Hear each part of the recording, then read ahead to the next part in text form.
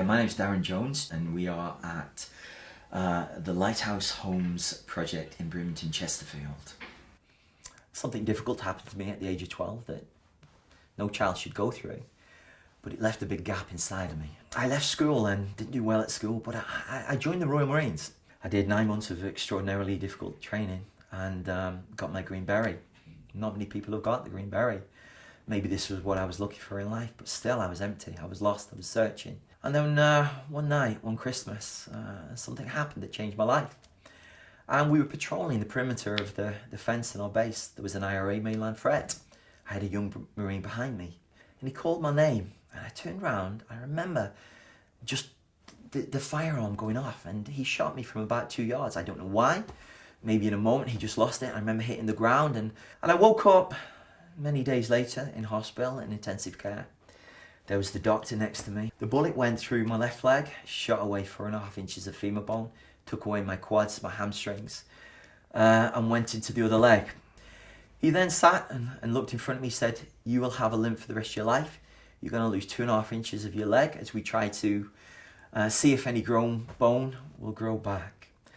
And those times in our darkest moments, we start to think about, is there a God? I said, "God, if you're real, in my moment of brokenness, heal my leg." The days went by, and I remember looking down at my leg and thinking, this leg's getting longer when it should have been getting shorter. They took me for an x-ray, and 4.5 inches of my bone had grown back. It was extraordinary. Doctors had never seen anything like it. So although I'd had this incredible healing, I was still searching for answers. I wasn't a Christian. I didn't know what it meant to be a Christian. So I set up a business, and maybe that's what I was looking for in life. We didn't get the customers. The whole world's economy started to fall to pieces. The business started to fail.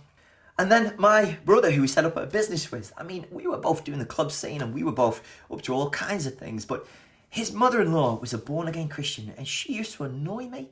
She used to tell me about Jesus Christ, and I would say, "Go away from me, please." But inside, everything she was saying I wanted. I started to look for Sky Sports on television and accidentally come across the God television channel.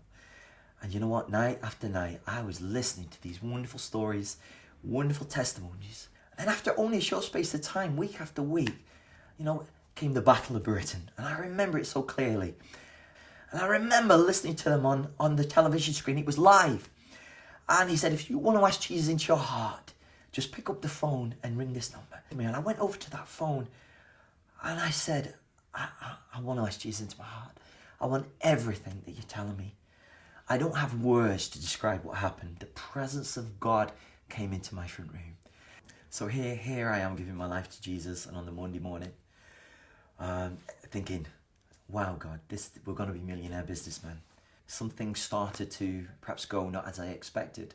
We were taking our signs out, and we used to put our signs out in the inner city of Derby. Here is our business, this way. And as I turned one day, I saw a homeless person on the street. Suddenly, I was seeing this person through the eyes of God. My heart broke.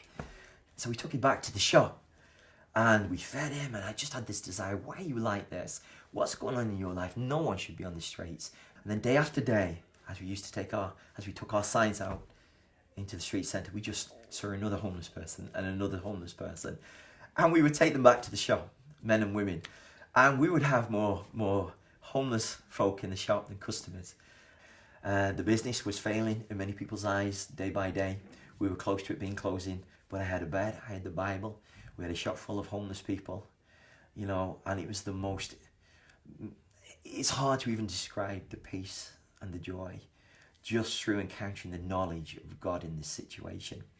So the business closed, and I was blessed to come into the family of God. My pastor put me into his home, but I had this overwhelming desire to know what was going on in our country. Why are our streets in darkness? Why are the towns as they are? Why are people sitting on the street? Some extraordinarily difficult family times. My son's mother died of cancer, so he came to live with me. And I'm praying, God, what is it you want us to do? Where do you want us to go? Because he had to leave his hometown, and a door opened up in Rotherham. I'd never even heard of Rotherham. But what I did know is how to place God at the centre of everything what we did. And slowly, day by day, we started to see this incredibly new project come together.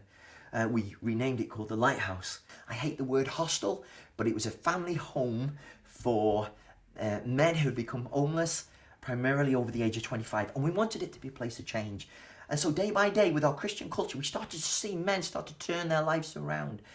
And then one day, out of nowhere, this amazing block of flats came across our path. This was huge. 38 flats. And we're like, God, wow. Every day we wake up and we worship together. Every day we fellowship together. We have Bible studies at 1 p.m. in the afternoon. And the kingdom of heaven is really advancing powerfully in some of the most darkest areas in this country. If it wasn't for God Television, I wouldn't have had the revelation that I did with Jesus Christ. The impact that God Television had upon my life was so powerful. The fact that I gave my life to Jesus Christ over the telephone to another person was asking the question, I will ever be grateful for God Television. Many of our guys now listen and watch God Television, but in their own flats, allowing God to speak to them personally through the television set and through the media. And it's so precious and it's such a powerful tool.